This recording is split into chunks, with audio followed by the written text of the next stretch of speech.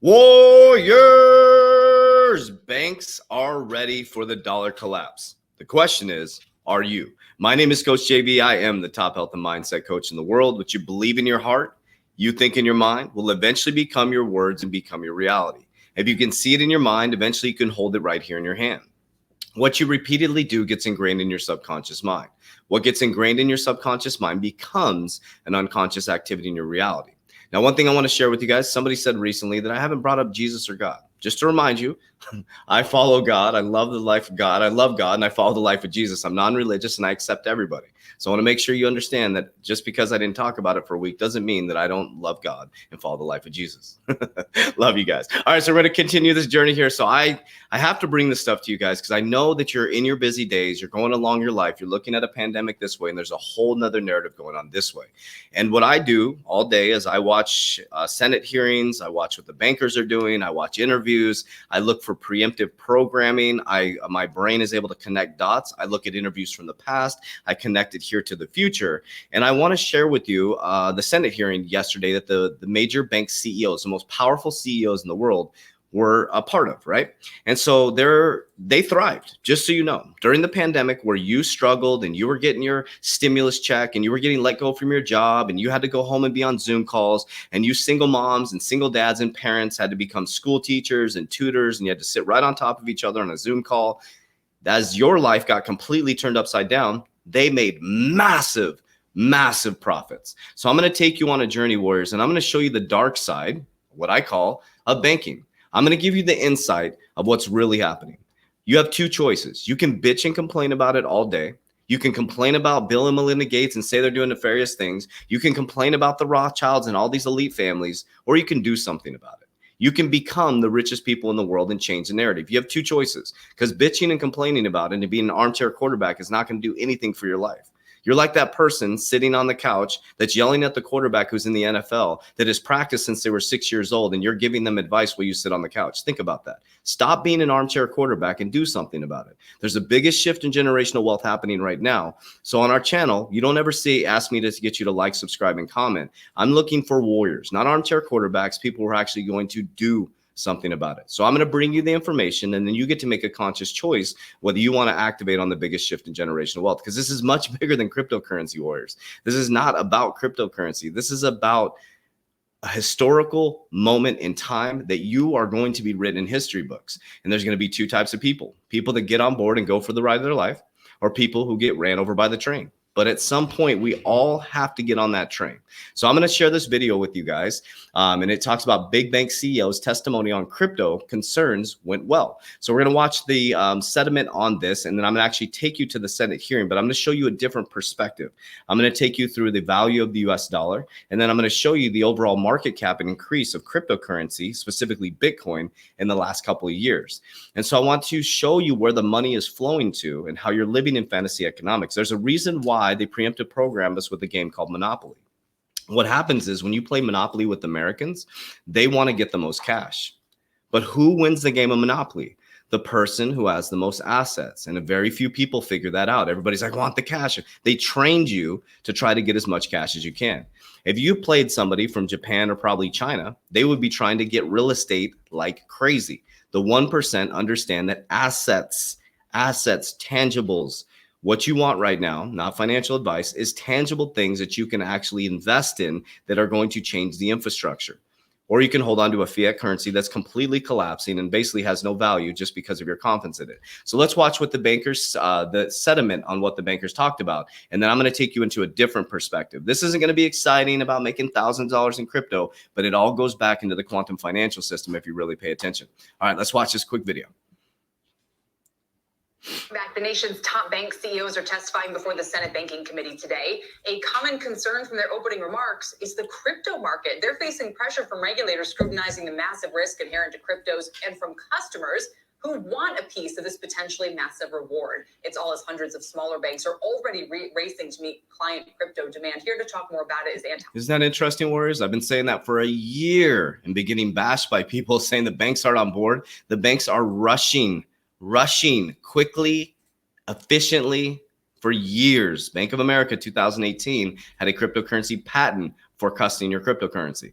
Anton Schutz. He is President and Chief Investment Officer of Menden Capital Advisors. Anton, it's great to see you again. Let me just start with your reaction to these big bank CEOs on the Hill today, causing barely a ripple in the public consciousness. Ripple, preemptive programming. And kind of begging, but also warning about access to crypto. What does that tell you as an investor? Well, I think, first of all, it says that the banks are in a pretty good place and that they are not the poster child of any problems out there. So I think that the fact that the hearings went as well as they did, I think just takes pressure off and lets them conduct business. And they were actually part of the solution, not part of the problem in terms of, speeding money to small businesses. In terms of the crypto space, that's a really challenging question. And I think that at the end of the day, digital currencies are going to be really, really important. And some of the smaller banks like Signature Bank or Silvergate have, got a big leg up in providing access. The bigger banks have been more cautious and more careful. There's lots of ways to do this here, though. And I think the stable coin is probably one of the best ways to do it. It's not a trading vehicle. It's a payments vehicle. And, I think that's a great tool for payments. If you start going towards crypto, it's a great tool for anonymity. And I'm not sure that the regulators are as big a fan of it. But yet all this stuff is part of the payment system. It's going to move. And you have to be part of that system. You have to be part of the system, Warriors. Think about that. All your central banks are going to have a CBDC, a central bank digital currency. Now, people say it's going to be XLM, XRP, it's going to be this. It's going to be all of them, Warriors, that have fundamentals, that have real good leadership teams, that have great protocols that are built out on proper blockchains, right, that are going to be properly regulated and focused on, right? The shit coins are out of the picture, Warriors. I'm telling you, that's what this is all about. The Dogecoin narrative, the SNL thing was all to program you to make you think the crypto space is very volatile, and it's very volatile, but a very unregulated, very uncomfortable, childish market to get you to look at it that way as they pack their bags. I showed you guys the videos where they were packing their bags. They manipulated the market. They dumped it. I promise you the next couple of days, it's going to go back up. You're going to see a couple big manipulative dumps before the massive bull run. And then you're going to see a bear market where everything is going to get set up by 2025. Mark my word on this video. It's just a question of, do you want to lend on it? Sure. And I want to ask you about your recommendation specifically. Before I do, though, one more big picture concern. As Wilfred Frost outlined this morning, a lot of the biggest, so to speak, banks by market cap these days are fintech players who are obviously eyeing the bank's traditional turf. Crypto seems to be one way in which this war is playing out. How much of a competitive threat, how much market share do either the big banks or maybe the smaller players stand to lose from the rise? This is important. Listen. How much market share do they tend to lose, or are they going to lose? But listen to what he says. They are already invested in the game. Remember, Chase, JP Morgan, bought a fintech company. Wells Fargo invested in a fintech company. Rise of fintech. Well, I've worked a lot with fintech, and I think banks and fintechs will be great partners in the future. And I think Triple P is a really great example of that, how banks work with some of the fintechs like Enumerated to really help facilitate getting that process accomplished. If you look at the other players that are part of the payment systems, they're more of a threat on payments than just in fintech, right? They're trying to dominate the payment rails. And I think the difference is that. So that's important. We'll stop right there, but this is important to understand. So what banks are intimidated by, and why Jamie Dimon said the banks should be scared shitless of fintech. That was his exact words. I'm not putting words in his mouth. He said banks should be scared shitless of fintech because they have to come together with the public and private sector. Things like XRP, XLM, Algorand, all these systems have to come together because they don't have the infrastructure to move into it quickly enough. And do you understand, Warriors, how expensive it is to build these protocols, right? So you bring the public and private sector together. Okay, so now we're going to move into the banking hearing. And I want you to hear from the bank CEO's mouths how ruthless they are. I want you to see it and hear it for yourself. Just follow along.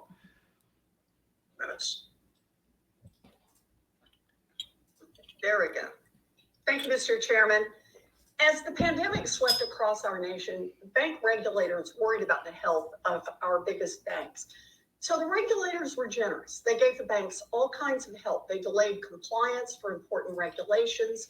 They relaxed standards. They even allowed banks to avoid paying overdraft fees if there were. Very important. The regulators allowed your banks to avoid overdraft fees. The regulators allowed your banks to avoid overdraft fees. Does your bank allow you to avoid overdraft fees? Accounts at the Federal Reserve had a negative balance. Now, when asked why they were being so generous to the banks, the regulators explained that the banks would, in turn, help their customers. So how exactly did that work out? So the regulator said, we're being generous to you. We expect you to be generous to your customers. And she just said, how did that work out? Listen to their response. At the start of the pandemic, bank regulators issued joint guidance that recommended that banks waive overdraft fees for their own customers. In other words, if someone was laid off, for example, and bounced a check, the regulators recommended that the bank automatically waive the fees and let people get caught up. Okay, so the regulators recommended to them, I just want you to understand. So if something happened where you bounce a check, JV shouldn't have to reach out to the bank. They should say, hey, listen, JV may be having an issue as Jim got shut down. Let's just automatically reverse that because we're doing that for you, banks. Without paying $35 every time they stumbled. The same way the bank could do at the Fed if it overdrew its account. So let me ask the CEOs of the four banks, Citibank, Bank of America, Chase, and Wells Fargo, the four banks that collectively manage tens of millions of checking accounts for customers.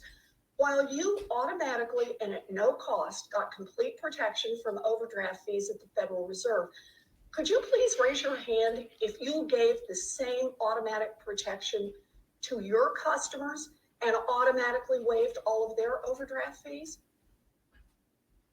Okay. Pin drop. I'm not seeing anyone raise a hand. And that's because none of you gave the same help to your customers that the bank regulators extended to you. Help that the bank regulators recommended that you give. So let me focus in on this just a little bit here. Let me start with you. Now, this video is going to go a little bit longer, Warriors, but I need you guys to understand this. We have an opportunity right now to become our own infrastructure and financial institution, to finally take the power back. If you really understand that, this is why our system is flawed. It's broken, Warriors. Just listen to what she says. You, if I can, and ask the question about whether or not any of you didn't automatically waive. I just want to take this on down. So let's take a look at who actually paid these fees. According to Pew Charitable Trusts, it's disproportionately working people making less than $50,000 a year, African Americans, Hispanics, people who are struggling to get by.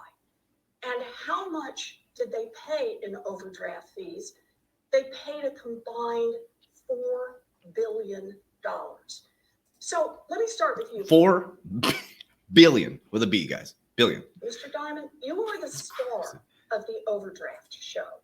Okay, did you hear that? She said, Jamie Dimon, you are the star of the overdraft show. He is the one that lied to us in 2017 and said that you are a criminal if you buy cryptocurrency, as they were investing in cryptocurrency. He pushed you so far away from cryptocurrency as he said that people who buy cryptocurrency or Bitcoin are criminals.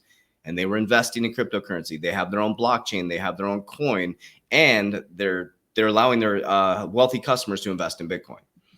Your bank, JP Morgan, collects more than 7 times as much money in overdraft fees per account than your competitors. So, Mr. Diamond, how much did JP Morgan collect in overdraft fees from their consumers in 2020? Right, I think your numbers are totally inaccurate, but we'll have to sit down privately and So go through these that. are public numbers. And I also want to point out, we did not overdraft. Can you just answer my question? We How did much not did overdraft JP the Morgan Fed. collect? We did not overdraft at the Fed account. And at any request, So someone whenever, said they needed, I'm sorry, they needed Mr. COVID Diamond, relief, that was, they got Mr. $120 Diamond, that million was not the of question. on request. You had an automatic protection. So I'm asking, you were recommended, the regulators recommended you offer that same kind of protection to your customers. And How we did. much, in fact, did JP we Morgan did. collect in overdraft fees from their customers in 2020? Do you know the number? I don't know the number in front of me, but Well, we I actually have the number in front of me. upon It's request, we waived the fees. $1.463 billion. That's nearly $1.5 billion that you collected from your customers. Now, do you know how much JP Morgan's profit would have been in 2020 if you had followed the recommendation of the regulators and waived overdraft fees to help struggling consumers? In other words, without that overdraft money, would your bank have been in financial trouble? We waived the fees for customers upon request if they were under stress because of COVID. No, I appreciate that you want to duck this question. Do you know how much your profits would have been if you'd actually waived all as the regulators recommended? We waived the fees every time. The answer is your profits would have been $27.6 billion. I did the math for you. So here's the thing. You and your colleagues come in today to talk about how you stepped up and took care of customers during the pandemic. And it's a bunch of baloney. In fact, it's about $4 billion worth of baloney, but you could fix that right now. Mr. Diamond, will you commit right now to Listen to this, Warriors. I about shit my pants. She said baloney, but I'm going to cuss. refund $1.5 billion you took from consumers during the pandemic? No. Right now. She just said, are you willing to refund all that money you took from the customers during the pandemic? And he said, no. Now, No. no, that's right. Over the past year, you could have passed on the breaks that you got from the Fed to your customers, but you didn't do it. Everybody else here, those other three bankers, will any of you agree to refund the overdraft fees that you collected? I didn't think so. So no matter how I'll just leave it right there, Warriors. I mean, you can take this how you want, but this isn't the shit you're seeing, Warriors. I am fired up today because I'm tired of people being taken advantage of, Warriors. I'm tired of people stuck on TikTok videos worrying about Tekashi 6ix9ine and freaking 6'6" shoes. That's all by design, Warriors. The Dogecoin, the pump coins are all by design. Are you starting to see my narrative? Nobody's watching this stuff, Warriors. 26,000 people watch this. But 7 billion people, I just made that number up, billions of people watch the WAP video. Let's rationalize that for a moment. Billions of people watch the WAP video. Only 26,000. I'm one of the nerds that watch this incessantly. I watched it. I have a headache from yesterday. I went through the whole thing and broke this thing down, Warriors. This is a problem. And we are the solution, Warriors. We are the solution. I'm just going to keep going until they shut my YouTube down. I'm going to keep going because this is a mission. This is not a business, Warriors. So I'm going to take you through one more piece here, and I'm going to share with you these billionaire bankers who are not giving the same rights that they get from the feds, right? From the central banks, excuse me. This is where they're investing their money outside of our America. Thank you, sir. Mr. Solomon, did Goldman Sachs underwrite Saudi Aramco's IPO? We were one of the underwriters in Saudi Aramco's IPO. Yes, we were. So they're underwriting Saudi Aramco's IPO. So they underwrote that. Okay, I'm just gonna let it. How much did you make? I don't know off the top of my head what our underwriting fees are, but we could certainly come back to you. It would have been millions of dollars, but I don't know the precise number. Okay, Mr. Monahan, did Bank of America, was it one of the underwriters of the biggest oil and gas company in the world? Sir, I don't know off the top of my head, but like Mr. Solomon, we'll get back to you with the details. I think you were. I'll save you some time. That's Bank of America. Mr. Betts, Wells Fargo, were you one of the underwriters for Saudi Aramco? I don't know the answer to the question. How do you not know? You're the CEO of the. How do you not know if you're an underwriter of the biggest? How do you not know? You know, Senator. You were. I'll save you some time. Ms. Frazier, how about that's Citigroup? irresponsible, Warriors. That's irresponsible for him to even say that. Do you know? Yes, we were one of the underwriters, sir. How much did you make? Do you know? I'm afraid I don't know how much that was, sir. Okay. But you know how much money you took from your customers for overdraft fees? Mr. Diamond, was JP Morgan Chase one of the underwriters? Yes, we were. Okay. How about Mr. Gorman, Morgan Stanley? Yes, we will. Okay, thank you. Okay, I'll just leave it at that, Warriors. I mean, you can go research what it is. Basically, oil giant Saudi Aramco beats estimated with 30% hike in first quarter profits. Okay.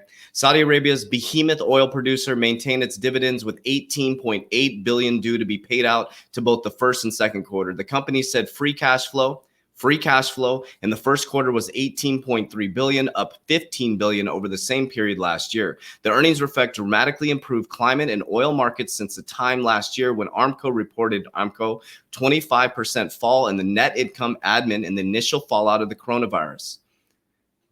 But what our banks, our large organizations in America are funding this shit, Warriors. So at what point are you going to get upset? Well, let me make you a little bit more upset, or maybe you're enjoying this. Look at the U.S. national debt. This is a debt calculator you can watch obsessively. Our population is 333 million people compared to China's 1.4 trillion people. America's national debt is $28 trillion, and our GDP is $22 trillion. So to help you understand, if we walked into a car dealership at 131% debt to income ratio, we couldn't even buy a gosh dang car. But China has 1 trillion people. Their GDP is 14 trillion and their national debt is 8 trillion. They're at 12%. They could go buy a couple cars. China is dominating financially, Warriors. So if you don't think there's going to be a shift in the global currency, and you don't think there's going to be a dramatic change in your financial system, you have to wake up, Warriors. You have to wake up. This is your national debt. With these type of bankers doing these types of moves, helping oil companies outside of America make tons of profit as your customers, as consumers are getting crushed. How many of you make $1 million a year? How many of you make $50,000 more a year? Think about that. This is you. This is your people. The middle class are getting crushed, and this is what's happening. And there's an opportunity right now for us to become the uncommon 1%. This is how dominant America is. United States, $19.3 trillion. We are most of the GDP in the world, right?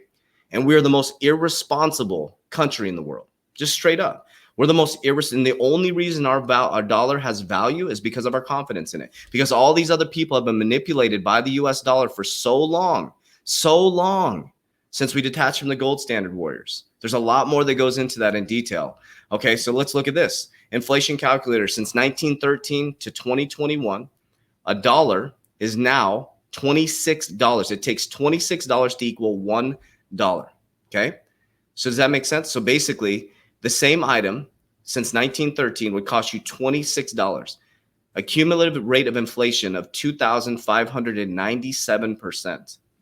And now you're in a low interest rate environment. And next month, if they raise interest rates, Warriors, you're going to see a massive collapse. A massive collapse. It's coming very, very quickly. Okay. Now, where is the money flowing to? Total cryptocurrency market cap skyrockets to $2 trillion. And I want you to do some fishing, Warriors. I want you to go look at the housing market. I want you to go look at the stock market. And I want you to look at how many trillions of dollars and how much growth opportunity there is. Where is the money flowing to, Warriors? Why do you think that Warren Buffett closed out of most bank stocks, increased his position in Bank of America, went into gold mines? Why do you think that Ray Dalio, who said cash is trash and kind of fumbled around with the cryptocurrency space, just admitted that he's in Bitcoin? Why do you think Michael Saylor put almost all of his assets into Bitcoin? Why do you think that the CEO of Salesforce, the top CRM company, who bought Time Magazine a year ago, is now turning into a cryptocurrency type education center for the baby boomers, Warriors? The writing is on the wall. It is on the wall, Warriors, and you have an opportunity right now to make good decisions. Now, the key to this cryptocurrency market is I'm not trying to convince you to get into crypto. The key to this market is to understand that this is a very volatile market. It's not going to create stability like the stock market. Well, I don't know if you'd call that stability, but in the stock market, if a 3% drop happens, that's catastrophic. In the crypto market, we just had a 50% pullback and people basically were for panic selling. You have to know it's going to be very volatile for the next couple of years, maybe 5 to 6 years, until we get some legitimacy into the market, some regulation coming in, all the bad actors getting wiped out. You're going to see tons of volatility. So you have to know the game, and you can't do what the 99% do. 99% of people got wrecked about a week ago when it dropped 50%. People were panic selling. Remember, when you're panic selling, we're buying. Okay. When you're getting super excited about becoming super rich, we're selling. It's that simple, Warriors. I'm making it very simple. That's how my brain works. So, Warriors, the key is surrounding yourself with a great community. We created a community of Warriors. We're almost at 1,900 Warriors worldwide, 16 different countries, where I show my exact portfolio. I'm not a financial advisor. I'm an ex-banker who just says, hey, here's what I'm doing, Warriors. Exit strategies, cryptocurrency calls, technical analysis calls. We have crypto team answering questions. We're not financial advisors. None of it's legal or financial advice. We're just helping you out because it's a brand new asset class. There's a lot of questions and we don't have all the answers. But what we do has a community that can help each other out. Take all the crypto away. We focus on mindset, goal setting, vision board creation. We work out with you live daily, nutrition plan, goal setting, habit stacking, 120-day challenge to completely transform your life. So if that sounds interesting to you to be involved in the biggest shift in generational wealth and a group of people who are heading the same direction, then click the link down below and join our private Warrior Academy. You can also join our private Facebook group. If you have any questions, go to CoachJB_ on Instagram and I'll send you a message. Give me about 48 hours. Love you guys. That was a long ass video. If you're still here, click Warriors Rise down below.